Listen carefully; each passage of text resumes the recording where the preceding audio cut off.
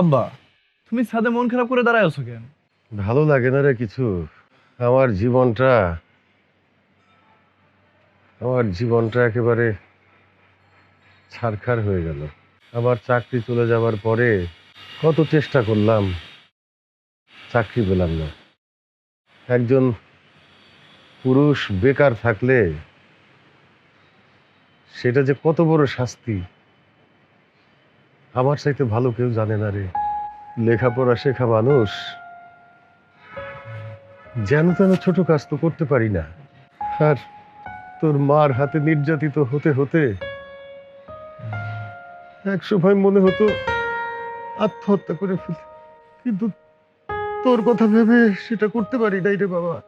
তোর মা তোর মা আমাকে যে কথা শোনায়, যে ব্যবহার করে, আমি তো আর নিতে পারতেছি না। যদিও সে ইনকাম করে, সংসার চালায়, কিন্তু যে ব্যবহারগুলি করে, যে কথাগুলি বলে, আমার মতো নির্যাতিত পুরুষ এই শহরে আর একটাও নাই রে। না আব্বা, এটা তোমার ভুল ধারণা। এ শহরে লাখ লাখ মানুষ নির্যাতন হচ্ছে, কিন্তু তারা মুখে বলতে পারে না, সম্মানের ভয়ে।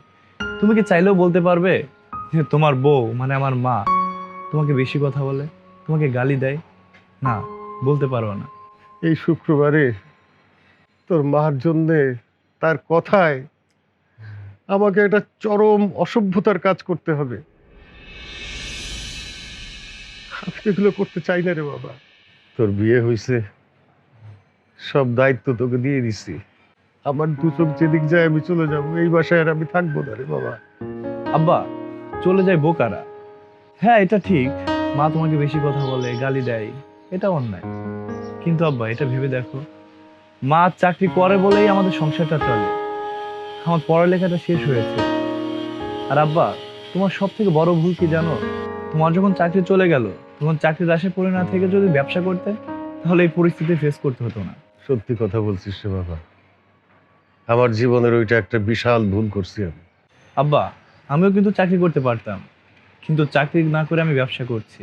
আর যদি চাকরির আশায় পড়ে থাকতাম, তোমার বৌমা যে ধরনের মানুষ, আমার পরিস্থিতিও তোমার মতো হতো।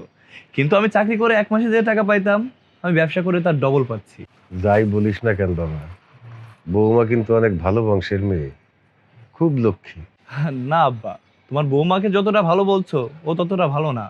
ওরও আমার মতো ঝগড়াটে স্বভাব আছে। কি আর বলবো আব্বা, তুমি আম্মার সাথে সংসার করো তাই তুমি জানো আম্মা কেমন, আর আমি আমার বউয়ের সাথে সংসার করি তাই আমি জানি আমার বউ কেমন। এখন তুমি প্ল্যান করো যে কোন ভাবে এই বিপদ থেকে বের হব। দুইটারে ঘরের মধ্যে বাইন দিয়া পিড়িই তুই ভালো করছে। আব্বা, তোমার এই উল্টাপাল্টা বুদ্ধির জন্য আম্মা তোমার 4 পয়সার দাম দেয় না। এইসব উল্টাপাল্টা বুদ্ধি না করে যদি কোন একটা কাজ কাম করতে না, আম্মা তোমার ঠিকই দাম দিত। যে সংসারে পুরুষের কোনো ইনকাম নেই, সেই সংসারে তার কোনো দাম থাকে না। তাইলে তোর মাছের আড়তে মোরে একটা চাকরি দিস। কাজ তোমার জন্য রেডি। আগামী সপ্তাহে আমার শ্বশুর আমাকে বিজনেস থেকে আলাদা করে দেবে। আর কাউ কি আলাদা করিয়ে দেবে কা? ওরে বোকা মানুষ, আমি তো টেকনিক্যালি সরে গেছি।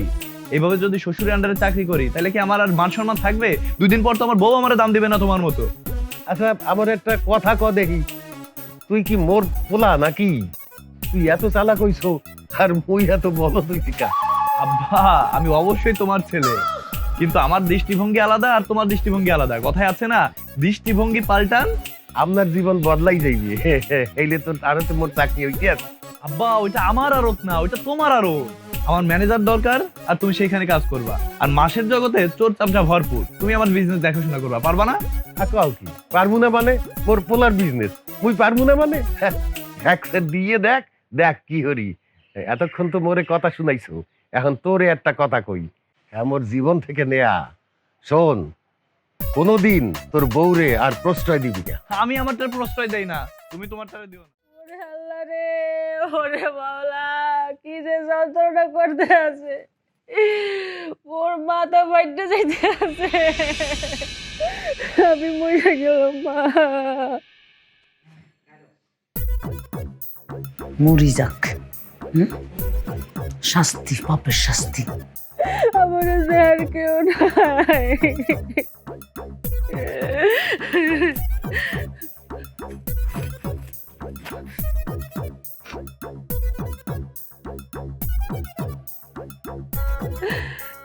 এ কেমন বেড়া মানুষ, ফোন দেই ফোনও ধরে না। মা মুই মনে আর বাঁচবো না। পাপ করলে তো শাস্তি ভোগ করানো লাগবেই। মর মর। ওরে শীত বাবা, আমার শীত লাগতেছে, কেউ একটা মনে কাঁটা দিয়ে যান আব্বা।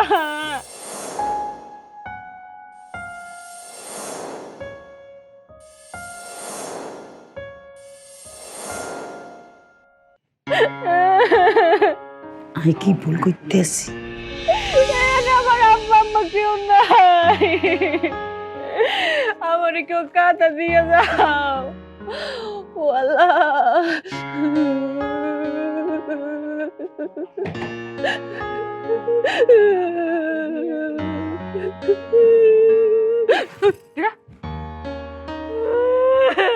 আম্মা, তোমাকে মাফ করে দেন মা, আমি বুঝতে পারি নাই মুরব্বীগুলোকে খারাপ ব্যবহার করতে হয় না মা।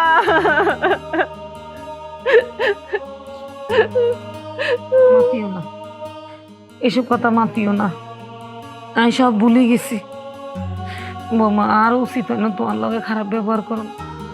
আরে তুই মাফ করে দিও। আল্লাহ আল্লাহ আল্লাহ, আপনি কি করেন মা? মায়েরা কোনো সন্তানের কাছে মাফ চাই না মা।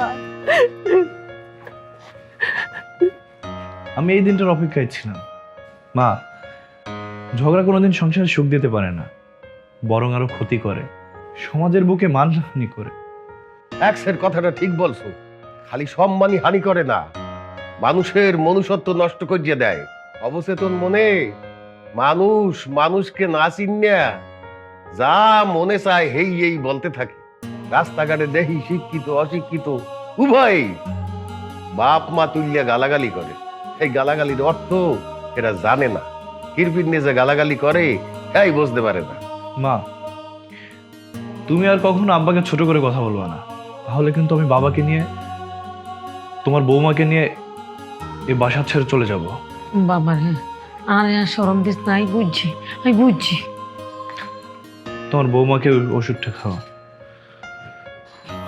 বাবা শুধু তাই না, যারা ঝগড়া করে গালাগালি করে তারা আস্তে আস্তে না মানসিক রোগীতে পরিণত হয়। একটা সময় দেখা যাবে ঝগড়া করতে করতে তাদের মুখ দিয়ে না কখনো ভালো কথা বের হয় না, কোনো ভালো কথা বলতে গেলেও তাদের মুখ থেকে গালি বের হবে। আমাদের এই দেশে না একটা আইন হওয়া উচিত, ভাসমান আইন হওয়া উচিত। যারা গালি দেয় ঝগড়া করে তাদের আইনের আওতায় এনে না শাস্তি দেওয়া উচিত, যেন এই সোনার বাংলায় আমার মায়ের ভাষা বিকৃতি না হয়। এই ভাষার জন্য জীবন দিয়েছে কত শহীদ, আর আমরা এই ভাষাকে অপব্যবহার করছি। বাবা, আমাদের সবার স্লোগান হওয়া উচিত, গালি ভালো না, আমি ঝগড়া পছন্দ করি না। আমরা ঝগড়া পছন্দ করি না।